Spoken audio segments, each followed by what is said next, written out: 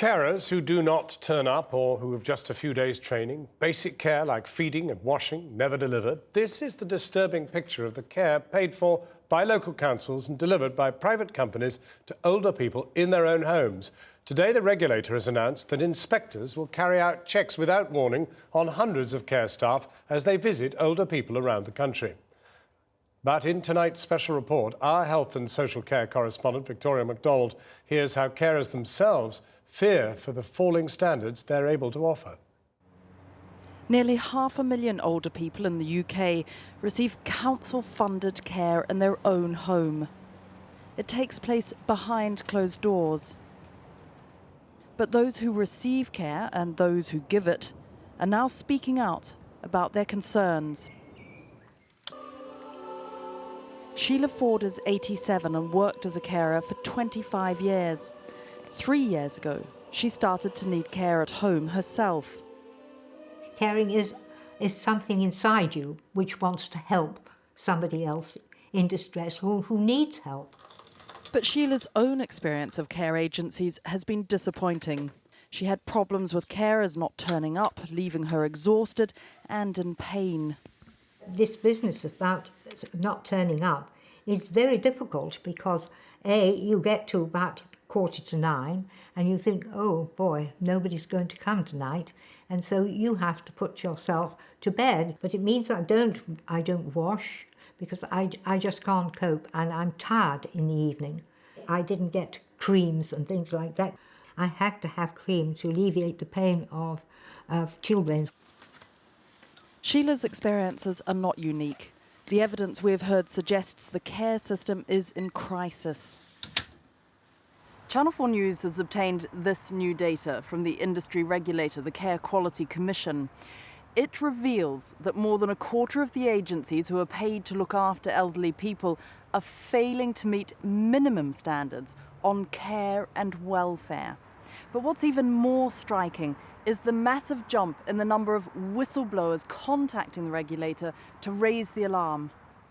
Figures from the CQC show that in recent months they have received hundreds of complaints about the industry.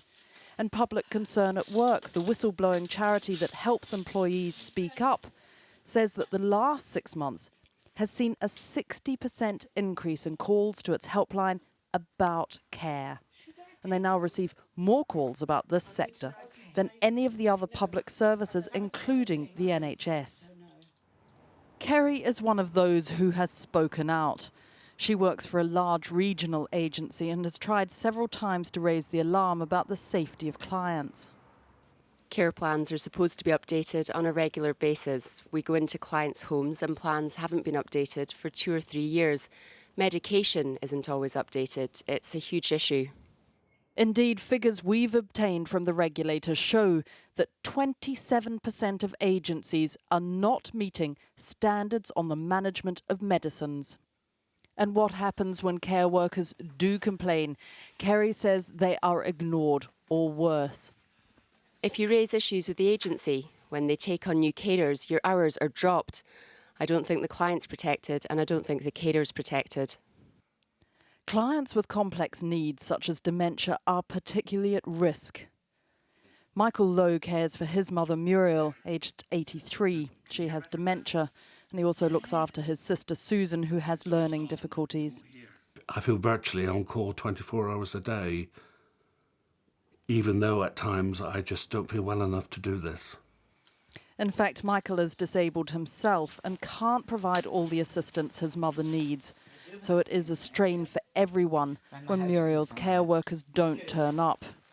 He often pays for a private carer visiting today to give her extra support. 50 or 60 years you were married, weren't you?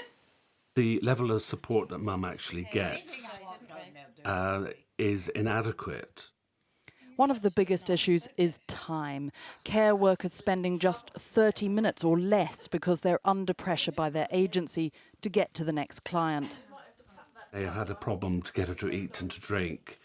Mum's gone for weeks without a shower, simply because in a half an hour it can't be done.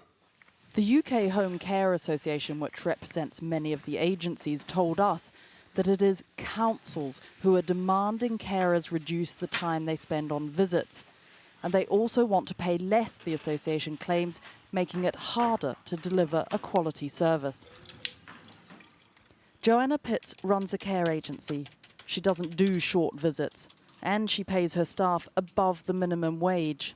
Would you pay £5 an hour for somebody to look after your mother? It's an approach that has cost her business. This summer, she handed back a council contract as it didn't cover her staff costs. I wasn't prepared to cut their wages. I didn't think it was fair to them. So that is why I had to hand the council clients back. And then there is the issue of training new staff. When I have a new member of staff, they have 6 weeks mandatory training. I don't think it's safe on a worker or a client to be non-trained. And I think the basic training is not enough. Yet we've been told that many agencies give less than a week's training. Jill, who's asked not to be identified, works for a national company. In this climate at the moment, you can come in and you can have your 5-day induction. You can be a banker, you can be a labourer, you can be a shopkeeper. Anybody of any profession can walk into our company and say, I'd like a job, and they would say, OK. And you have your 5-day induction, and once that's all done, away you go.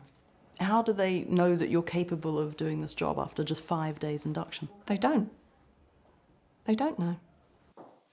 Tomorrow, the Equality and Human Rights Commission publishes a major investigation into the care of older people. For Jill, this spotlight on the sector cannot come soon enough. They live within their 4 walls and they see nobody.